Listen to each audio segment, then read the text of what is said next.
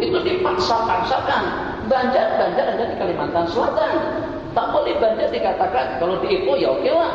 Sebab situ ada kampung Banjar, memang orang Banjar. Bagan Serai, kemudian dengan Pribuntar, itu memang orang Banjar di situ. Tapi jangan kita katakan Banjar itu adalah Madura. Udah, Madura, Banjar. Medan, Kedah, Kelantan. Bacok, tak boleh bacok menjadi Allah mengkudu. Nah, seperti itu, paham insya Allah. Nah, untuk apa? Kira-kira apa yang menyebabkan dengan kita merasa kita yang lebih layak untuk menjadi kumpulan Baitul Tani? Mungkin kena peradaban kita, mungkin kena perekonomian kita, mungkin kena sopan santun kita. Tidak, bukan karena itu. Dan kalau seperti itu pun belum tentu kita boleh melaksanakan apa yang boleh mereka laksanakan. Buktinya mana? Buktinya di zaman para sahabat atau di zaman Sayyidina Rasulullah SAW yang peradabannya kurang, yang kemampuannya kurang dengan segala-galanya, tapi mereka memiliki iman dan yakin nanti kita katakan rasis, stabil. Itu seperti dengan gunung, diperumpakan seperti gunung. Masya Allah, tabarakallah. 3 cerita yang menarik. Siapa tidak saya ulang kembali cerita itu. Cerita yang pertama, pengorbanan daripada Sayyidina Mu'adz bin Amr bin Jamuh di medan perang pada peristiwa Uhud. Sayyidina Mu'adz bin Amr bin Jamuh di antara daripada prajurit di medan perang pada waktu itu dikatakan entah bagaimana sehingga dengan pedang musuh tadi itu mengena salah satu daripada pundak belah atau yang sebelah kiri sampai dengan tangan terputus. Tangan itu hanya tergantung dengan kulit yang di bagian ketiak saja. Tergantung hanya dengan bagian kulit yang di bawah ketiak. Tapi tetap tidak menghalang beliau untuk maju ke depan, melancarkan serangan ke sana kemari sampai perang Uhud atau peperangan Uhud itu berakhir. Dalam perjalanan peperangan beliau, tangan terseret dari sana sini, mudah-mudahan ke sana dan kemari, kena agak menghalang. Maka dengan beliau letakkan kaki beliau ke atas ujung tangan yang sudah terseret tadi itu, kemudian beliau tarik kuat seperti itu sehingga sampai dengan tangan tadi itu putus. Tapi itu tidak menghentikan atau tidak merehatkan diri untuk sementara waktu, tetap saja melancarkan serangan dari sana sini. Itu Sayyidina Mu'adz. Sayyidina Abu Bakar ada riwayat yang diriwayatkan itu pada masa peristiwa Uhud juga, karena mengingat perisai sudah tidak ada, besi sudah tidak ada, kayu sudah tidak ada, maka dengan Sayyidina Qatadah menjadikan muka sebagai perisai. Yang tanah Melayu tadi itu kira-kira boleh tak membuat pengorbanan yang semacam itu? Kita luka dikit saja kita sudah pergi ke klinik, luka sedikit kita sudah pergi ke hospital, luka sedikit saja kita sudah dirawat. Coba tengok dengan film-film India kah, cowboy kah, apakah? Ya kalau pada saat terkena peluru di kaki dia sudah minta diamankan, juga minta diselamatkan. Sahabat-sahabat Nabi kita tidak seperti itu. Jadi karena tidak ada perisai untuk menyelamatkan bagi Nabi, muka dijadikan perisai. Panah, kena muka, kena pipi, tak kisah. Itu siapa? Abu Qatadah. Sementara dengan Sayyidina Abu Talha radhiyallahu ta'ala anhu itu dada dengan belakang. Jadi untuk menangis panah, tombak dan pedang untuk menyelamatkan baginda di belakang, sebab para sahabat Nabi kita sudah jadi kucar-kacir pada peristiwa peperangan yang kedua. Semuanya ada yang asik sibuk mengumpulkan harta rampasan, maka dengan serangan balik daripada Sayyidina Khalid bin Walid menyebabkan pasukan Islam menjadi kucar-kacir. Untuk menyelamatkan baginda Nabi, serangan daripada panah dan tombak itu dada yang menjadi perisai. Takis dengan tangan, kena dada. Dikatakan penuh belakang beliau itu dengan tombak dan panah. Mampu orang wali mengatakan yang semacam itu, pelaksanaan seperti itu. Kita kalau seandainya kesuban sikit saja kita sudah tak ke masjid. Lalu sikit saja kita sudah tidak ke masjid. Kenapa? Nah, badan kurang sehat, ataupun juga kita katakan tak selesa atau tak larat buat itu alasan-alasan kita. Jadi kalau seperti apapun hebatnya kita, tetap kalau dari sudut keyakinan, orang Arab keyakinannya lebih kuat. Dari sudut pengamatan dan kesensitipan hati mereka lebih sensitif. Dengan sentuhan ayat mereka sudah menangis. Kita di khalayak orang yang sedang menangis pun kita masih boleh ketawa pada saat itu. Jadi wajar-wajar saja kalau Allah utus Nabi akhir zaman, itu diutus di mana? Diutus di tanah suci Mekah, di kawasan lokasi yang gersang. Sebab orang-orang yang gersang, yang hidupnya di gurun Sahara itulah yang mampu untuk menyebarkan Islam ke sana dan kemari. Dan itu terbukti dalam jangka 23 tahun saja Islam sudah mengambil 1/3 atau 1/4 permukaan bumi, atau sudah tersebar dalam 1/3 belahan permukaan bumi. Sementara di negara kita, untuk kita mengislamkan orang asli pada Islam sudah bertambah di negara kita sejak pada beberapa ratus tahun yang lalu. Kita masih belum mampu. Besok insya Allah saya pakai jubah putih juga, insya Allah sudah mampu tak kita, imam masjidnya, khatibnya, tuksiatnya, bilanya, untuk menyeragamkan, memutihkan pakaian kita pada hari esok. Sebagaimana Petronas mampu, baju Petronas berapa? Hijau, biru, putih. Kemudian dengan Proton berdua.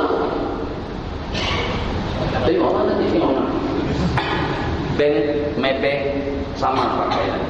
CMB semuanya merah. Atau dengan perusahaan-perusahaan yang lain. Masjid atau dengan kita yang memainkan peranan masih belum mampu untuk menyeragamkan pakaian kita pada esok hari sehingga kita berpakaian serba putih. Yang itulah tuntutan atau diantara daripada yang disunahkan pada saat kita melaksanakan sunnah yang dimasukkan di dalam seminggu. Jadi kembali pada tanah Melayu tadi itu bukan asal daripada Banu Tamim. Dan dijawab pertanyaan tadi itu? Belum lagi. Nah, jadi pemuda Banu Tamim itu diantara daripada kebulan yang 10. Ya'juj dan Ma'juj merupakan makhluk Allah yang paling banyak. Jadi kata sebagian dulu di sini ada telaga. Justru di sini ada sungai Al-Tabari. Pada sekumpulan Ya'juj dan Ma'juj itu lewat di situ, segelip mata-mata dengan hidupan mulut mereka semuanya habis. Jadi boleh dipastikan permukaan bumi ini terpenuhi dengan kumpulan makhluk yang bernama Ya'juj dan Ma'juj. Tapi setelah Allah musnahkan kesemuanya, bagusnya karena situ berjalan di atas bangkai, berjalan di atas jasad daripada Ya'juj dan Ma'juj. Allah hantarkan angin, Allah hantarkan air, sehingga dengan topan dan juga dengan banjir yang melanda, sehingga dengan permukaan bumi ini bersih kembali daripada makhluk Ya'juj dan Ma'juj. Tapi rangkaian yang 10 tadi itu tak lama mana dia berurutan, satu persatu menyusul dan diakhiri dengan hari kiamat. Masih ada waktu dalam 10-15 menit hari kiamat. Silakan. Dalam beberapa hari lagi kita akan banyak berbulan Rajab. Nanti bulan Rajab. Bolehkah kita mengamalkan puasa sebulan pada bulan Rajab, ataupun adakah amalan-amalannya ada yang mempunyai fadilah dalam itu beramalkan? Sangat boleh, bagus, karena sangat elok sekali kalau kita boleh puasa sepanjang bulan Rajab. Kalau seandainya ada yang mengatakan tidak boleh puasa pada bulan Rajab atau tidak boleh puasa bersambung antara Rajab, Sya'ban dengan Ramadan, tidakkah ada riwayat yang membolehkan seseorang puasa sepanjang tahun asalkan kita mengingat daripada hari-hari yang terlarang yang disebut dengan shaum dahar? Kenapa kalian lupa? Kenapa kalian silap? Kenapa kalian tidak melihat? Dan kenapa puasa 3 bulan berturut-turut itu diharamkan? Sedangkan tidak ada larangan kepada kita untuk kita puasa seperti puasa Nabiullah Daud alaihissalam, sehari puasa, sehari tidak. Berarti paling tidak dalam 15 bulan Rajab. Bagaimana kalau kita habiskan semuanya? Tidakkah Nabi kita bersabda, afdhalus shiyam ba'da Ramadan shaumu syahrillahil muharram. Sebaik-baik puasa setelah Ramadan itulah berpuasa pada bulan Asyuril Hurum, 4 bulan. Nabi kita tak kata 10. Nabi kita tak kata 15 hari, Nabi kita kata berpuasa pada bulan Ashurul Haram. Berarti dengan hadis itu kita diberikan wewenang dan juga diberikan leluasa untuk puasa sepanjang bulan, untuk puasa setengah bulan, untuk puasa 1 minggu, atau untuk kita berpuasa pada hari Senin dan Kamis dan Ahad. Jadi pertama, secara umum tidak ada larangan, secara khusus pun juga tidak ada juga hal. Kalau dengan kita dapat meningkatkan aktiviti ibadah kita di bulan Ashurul Haram, yang itu merupakan bulan-bulan pilihan dan juga bulan-bulan yang mulia di sisi Allah, semakin banyak amal ibadah kita laksanakan semakin baik. Di samping amal ibadah akan dilipat gandakan ganjaran dan balasannya di sisi Allah. Itu kalau seandainya menepati salah satu daripada 3 perkara, ya imma mungkin kena dengan waktu, imma mungkin kena dengan tempat, atau juga dengan orang-orang yang ikut melaksanakannya. Jadi katakan saja seperti pada waktu kita melaksanakan salat berjamaah daripada 1 menjadi pada 27, itu kena dengan orang-orangnya. Mungkin juga berlipat gandanya itu kena waktu, yang kena waktu seperti di bulan Ashurul Haram, seperti pada hari Jumat, seperti pada bulan Ramadan. Yang kena tempat yang ketiga seperti di Tanah Suci Mekah dan juga di tempat-tempat mulia lainnya. Apakah hukum mengambil duit atau makanan atau apa-apa barang yang telah ditinggalkan terbiar di sesuatu tempat? Kalau seandainya akan terbiar di situ dengan arti dia akan ada orang yang mengutip, akan menjadi musnah, sirna dan lenyap, maka dengan kita antara 2 pilihan, ya imma kita ambil kemudian kita jual, ya imma kita ambil kemudian kita makan, atau kita ambil kemudian kita simpankan. Itu sama dengan luqatah, barang tercecer. Jadi tergantung kepada keadaannya. Kalau ternyata yang terbiar dari itu pisang, itu tak boleh disimpankan. Kalau kita simpankan pisang dari itu dalam 3-4 hari bosok. Tapi kalau dengan seumpama gadung, itu mungkin kita simpankan dalam beberapa waktu. Jadi kalau seandainya kita ambil kemudian kita jual dengan niat hati, seandainya pemiliknya nanti datang, uangnya akan kita serahkan, bagus. Kalau dalam perhitungan dugaan kita si pemiliknya tidak akan mencari dan itu sudah sediakan, itu boleh saja kita ambil dan juga kita manfaatkan. Yang jenis dimakan boleh kita makan, yang jenis digunakan boleh kita gunakan dengan niat hati. Kutlah, betul kutlah. Yang pada suatu ketika nanti kutlah, mungkinlah, sama kan? Kutlah. Kalau ya no itu apa tuh ya no? Yano, betul kan Yano? Itu apa? Betul kali, kalau bisa kali Yano alaihissalam. Nah, jadi ini adalah matikulah dengan yang berkenaan setelah beberapa bulan tahun kemudian menuntut haknya dia terbiarkan di situ. Kita sudah ada niat dalam hati, kalau si pemiliknya datang akan kita bayar atau akan kita kembalikan kepadanya. Silakan. Apakah hukum bersalam dengan istri bapa saudara yang sudah tua tanpa sebarang nafsu? Istri, bapa saudara, pak saudara itu pak haji, pak saudara istri beliau bukan bapak kita. Pak saudara nanti kita boleh jadi penggantinya. Secara hukumlah. Ya, Anda jangan bayangkan pak saudara kalau pak saudara punya istri muda bagaimana? Pak saudara kita umur 60 tahun, tapi istri kita sudah 15-an tahun. Coba bukan di YouTube yang punya seorang istri itu. Masih banyak yang muda-muda. Ada yang dinikah pada masa usia 9 tahun. Namanya kiai lagi. Kiai apaan? Itu kiai yang merusak hukum kalau satu. Kecuali kalau ikut pandangan sebagai daripada Syiah yang membolehkan laki-laki berkawin sampai kepada 18 orang. Bagaimana? Fankihu ma taba lakum minan nisa'i masna. Masna itu asal maknanya dua-dua. Wa sulasa 3-3. Wa ruba'a 4-4. 2-2 4 3 3 6 ruba'a lah jadi 8. Jadi 18 kita boleh. Jadi kalau macam itu pakai itu masih kurang nisabnya nanti. 10 itu masih belum cukup, kena tambah lagi 8 orang. Ada saja benda yang pelik-pelik di dunia, masya Allah, tabarakallah. Apa tadi lupa di pertanyaan salam. Jadi istri daripada Pak saudara kita itu bukan mahram mu'abbad. Sebagaimana juga istri daripada abang kita, adik kita, atau suami kepada kakak kita, adik kita, itu bukan mahram mu'abbad.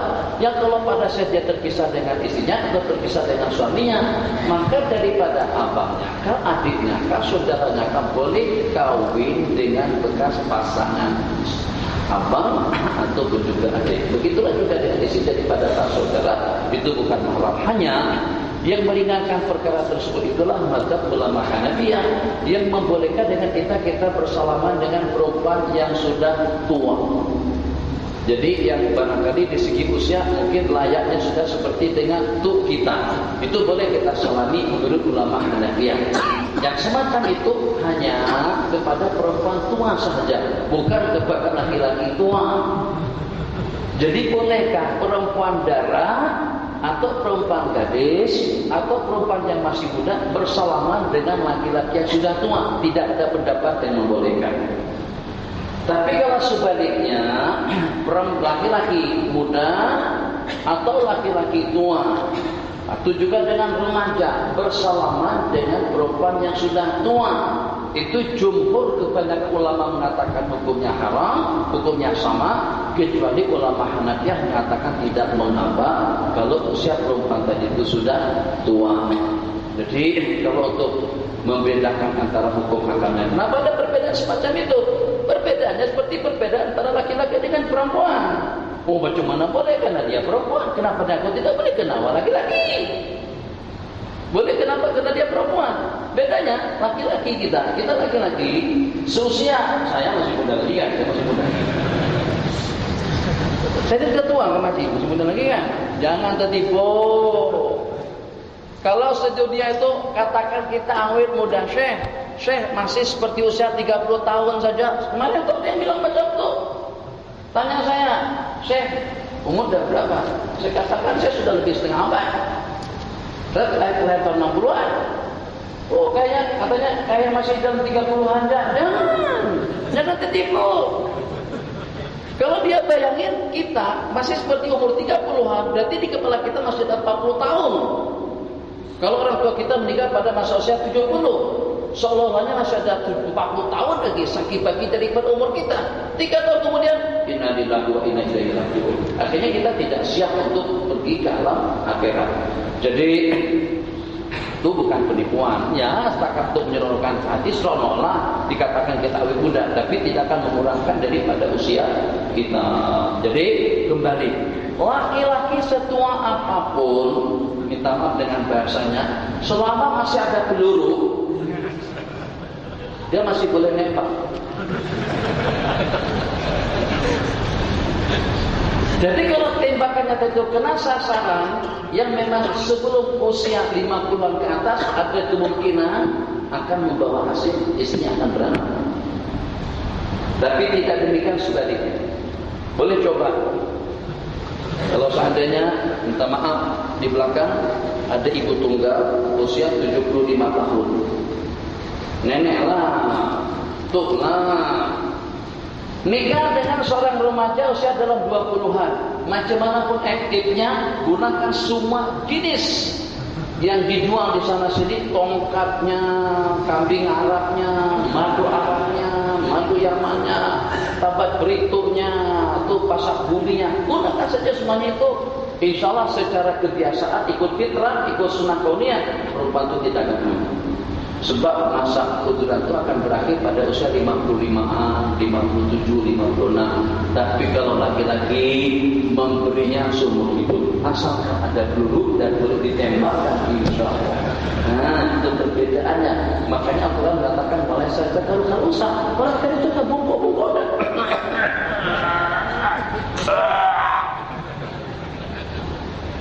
Dapat istri muda hamil lagi, masya Allah. Nah, itu bedanya kan. Nah, jadi kita jangan cemburu. Kalau kita tua, masa saya tua perempuan gak boleh nyolamin saya misalnya. Kok dengan dia boleh? Kenapa? Dengan perempuan boleh disalamin sama anak-anak muda? Nah, beda. Itu perempuan, kita laki-laki tidak boleh disamakan. Dan juga dalam masalah kehamilan pun, perempuan punya suami 4, tidak akan mungkin dalam jangka 1 tahun akan hamil 4 orang kembar. Yang walaupun suaminya 4. Ini bukan seperti tanah bercocok tanam. 1 ekar tanah tak payah. 1 meter tanah saja kita boleh tanam 5-6 macam jenis pohon atau tanaman. Jagungnya ada, terongnya ada, ininya ada yang kira-kira ukurnya juga tidak besar mana. Perempuan tidak seperti itu. Kalau punya suami 4, tidak akan mungkin dia untuk menghamilkan atau memberikan anak kepada 4 orang suami. Tapi suami 1 orang, istri 4, dia boleh menghamilkan istri yang 4 dan itu dalam setahun ambil ke-4 orang. Betul, betul. Itu tak perlu dibetulkan, dia sudah betul.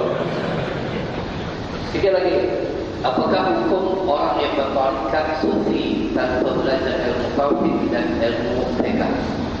Itu bukan sufi namanya. Itu syaitani. Mana boleh jadi sufi orang yang bening, orang yang dekat, orang yang mengenal Allah Jalla wa'ala kalau pada saya tidak pernah mengaji. Jadi kesufiannya, ketasawufannya, suluknya dan pendekatan dirinya kepada Allah itu atas latar belakang ilmu, kecuali kalau ada orang-orang yang mendapatkan ilman dan duni daripada Allah, itu cerita lain. Itu hanya orang-orang pilihan, tapi tidak boleh kita kiaskan. Seperti Syekh Ali Khawas itu dikatakan ummi, tak pernah mengaji. Tapi justru kalau jangan jawab, kalau beliau nak jawab, beliau akan jawab masalah pun tepat seperti dengan jawaban daripada orang alim.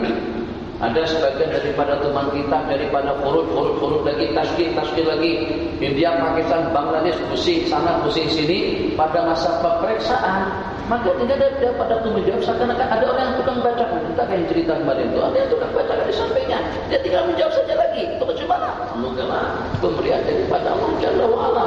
Tapi bukan pakai MP3, pakai MP3 itu penipuan. Itu tidak betul. Jadi kalau dalam bentuk keramat mungkin saja, tapi kalau secara fitrahnya tanpa ilmu, tanpa akal manusia binasa, tanpa ilmu manusia punah, tanpa harta manusia sengsara, tanpa ukhuwah manusia berzina. Itulah itu tahun 80-an atau tahun 70-an.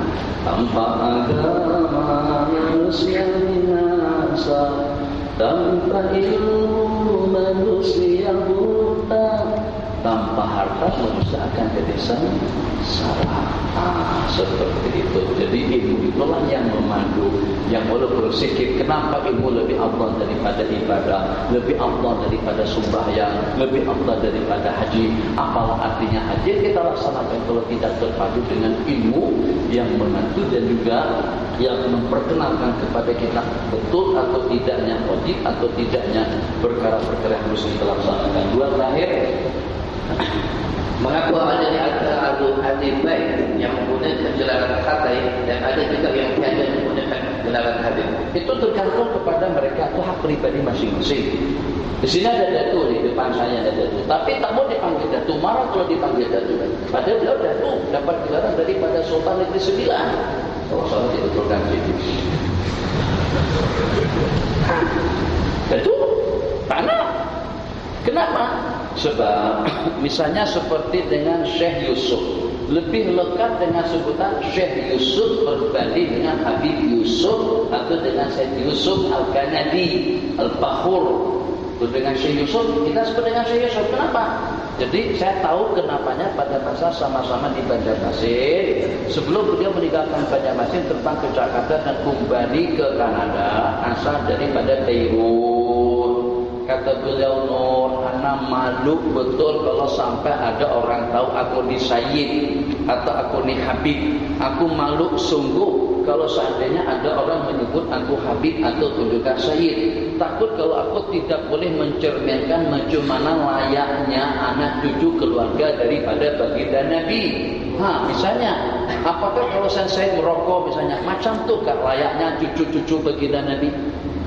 Jadi lebih mendingan mereka tidak kenal aku kenal dengan diri pribadiku. Kalau seandainya aku mulia, kemuliaan itu adalah di sisi Allah.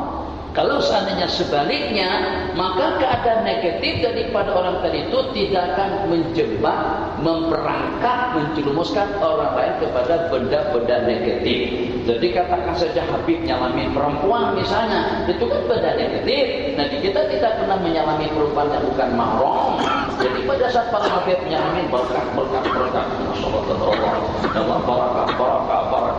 barakah seperti itu, atau juga seperti membudayakan hisap rokok, itu suatu perkara yang mencemarkan atau suatu perkara yang negatif. Maka pada saat kita tahu beliau itu adalah Sayyid Habaib, jadi kita katakan Habib pun merokok juga, Habib pun salaman dengan perempuan, apa sih masalahnya? Habib pun berdua-dua juga dengan perempuan. Jadi bukan hanya setakat mempermalukan cucu baginda, tapi mempermalukan baginda juga dalam arti yang sama. Sebab itu daripada keluarga dan cucu baginda Rasulullah SAW. Jadi kalau seandainya dengan seseorang ingin memperkenalkan kehabibannya, agar kita tahu dan bagaimana penghormatan kita, memang kita dituntut bahkan diwajibkan untuk kita lebih hormat, untuk kita lebih ta'zim, dan untuk kita memuliakan. Tidak seperti Salafi.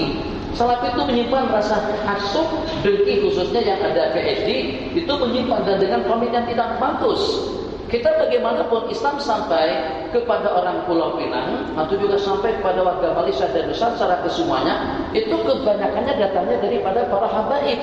Mereka yang menggerakkan atau juga dengan mereka yang mengambil alih tugas baginda Nabi sebagai Nabi dan Rasul Sallallahu Alaihi Wasallam. Sehingga dengan kegiatan daripada mereka, ziarahi kumpulan wali Songo, 9 wali di Indonesia, ya imam kepada Maghribi, imam kepada Yaman, imam kepada Dahi. Berarti kita terutang jasa dengan mereka. Dikatakan mereka datang ke negara kita itu bekerja sebagai pedagang, itu memang betul. Tapi setelah dikaji dan diselidiki, bukan bekerja dan berdagang untuk menguras kekayaan kita sebagaimana penjajah, tapi agar dakwah mereka tidak terjejas, agar keperluan hidup mereka secara mandiri, tidak harus bergantung dengan negara dan juga dengan orang tempatan. Jadi dengan mereka datang ke negara kita berdagang dan berniaga, di samping daripada pedagang dan berdagang tadi itu mereka berdakwah. Tujuan pertama bukan untuk berdagang, tujuan pertama adalah untuk berdakwah, berdagang, cari duit agar keperluan sehari-hari terpenuhi tanpa bantuan daripada rakyat atau bantuan daripada orang tempatan. Itu hakikat para habib yang datang ke negara kita pada saat itu. Dan nanti kita pesankan, takkan sudah ada PhD, tak tahu hadis itu, nanti kita bersabda, taraktu fikum ma in tamassaktum lan tadillu abada. Aku telah meninggalkan kepada kalian yang kalau pada saat kalian berpegang teguh, kalian tidak akan sesat selama-lamanya. Yang pertama kitabullah, dan yang kedua ahala bait, keluarga-keluargaku. Bahkan dengan jolokan yang sangat lasah dan kotor sekali, itu komen tentang sorban-sorban mereka. Ada kan? Ada? Atau yang mereka ada kan macam itu? Ada. Kenapa?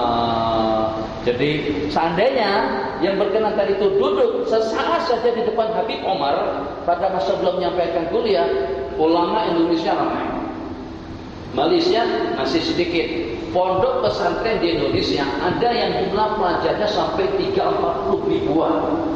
NTB, Nusa Tenggara Barat, ada satu buah pondok pesantren namanya Nahdlatul Watan. Itu jumlah pelajarnya tidak kurang daripada dalam 100.000 orang. Yang mana yang ada di Malaysia, jumlah bilangan mahasiswa-mahasiswanya sampai 100.000. Pondok pesantren itu sudah sebanyak itu yang diasaskan oleh Kiai Jainuddin Al-Amkenani. Jadi sebanyak jumlah bilangan tutup guru di Indonesia pada masa berkumpul dengan multaqah ulama di Bogor dan juga sebelumnya ke Wirang atau setelahnya, ulama boleh bersatu, boleh duduk sekali. Kan ego kita pada waktu kita ada pondok, muridku 3-4 ribu, muridku ramai, tidak sebagaimana banyaknya, tidak sebagaimana dengan pondok yang itu ada rasa puasnya seperti itu. Tapi pada saat kita mendengar ulasan daripada Umar, hadisnya kita tahu, ayatnya juga kita tahu, tapi ada maklumat-maklumat laduni yang datangnya daripada Allah yang beliau kongsikan. Makanya pengajian daripada Umar itu tidak pernah berkrisis dengan maklumat-maklumat baru yang diistimbat dan juga disampaikan sama beliau. Jadi jangan sampai ada rasa hasud dan dengki, baik itu kepada para habaib atau juga kepada para ulama. Kesemuanya itu adalah anugerah dan pemberian daripada Allah Jalla wa Ala. Insyaallah satu saja. Bolehkan mewarnakan rambut putih dengan warna hitam dengan menggunakan bahan daripada rumput? Jadi bagaimana menghitamkan rambut, menyihir rambut kepada warna hitam? Sekarang menguningkan uban kepada warna kuning. Apakah hukumnya wajib atau sunat?